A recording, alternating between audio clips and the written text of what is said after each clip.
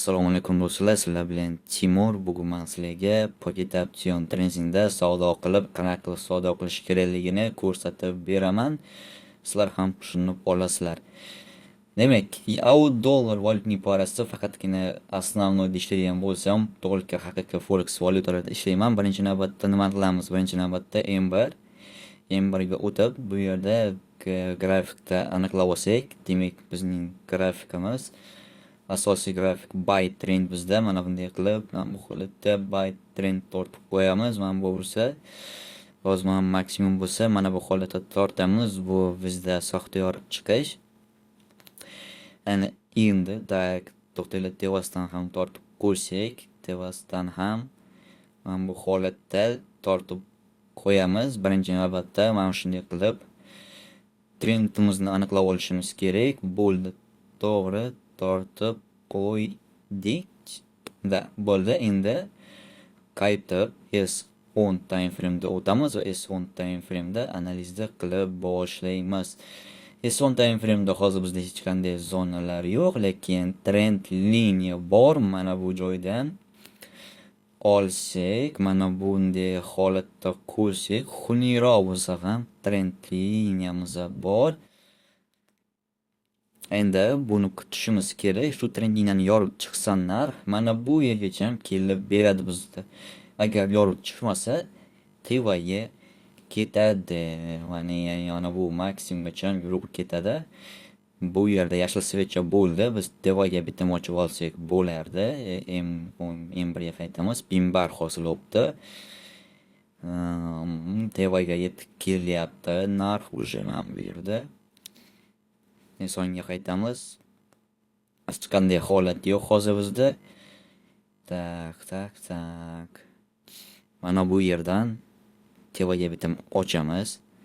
Sababi Fibonacci ekan, Fibonacci'ni olib, Fibonacci tortadigan bo'lsak, ya'ni mana bu holatda Fibonacci'ni tortsak, narximiz 1618 zonaga yetib kelgan. Bu yerdan endi mana bu bir zonagacha yurib beradi. 1 minutga 500 dollarga tevaga bitim ochdik. Bitim foyda yopilsa, tak 905 bo'lsa 405 dollar foyda qilamiz ekan. 1 minutda 405 dollar. Endi o'zingizlar yozib ketinglar qanaqaligini kommentariyaga.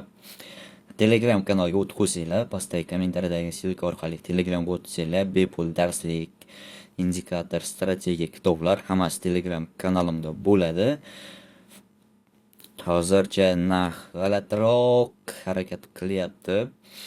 Menimcha 1618 zonadan qaytmasdan 1.5 danmi qaytish ehtimoli ham bor. Ne bo'ldi? Bitim foydada yopildi. Birinchi analizimiz o'xshadi. Kelinglar, hozircha Fibonacci kerak emas. Fibonacci'ni yopib turamiz. Ana endi mana bu yerda kichik zona bor. Endi javob kichiklashib ketadi. Hozir bu yerda ikkitalik cho'qqa hosil bo'lishi mumkin. Ikkitalik cho'qqaga o'xshamaydi. Bu o'ta xunuk. YouTube yuborish bo'ldi, lekin YouTube yuborish bizga daxli yo'q. M1da kuzatamiz.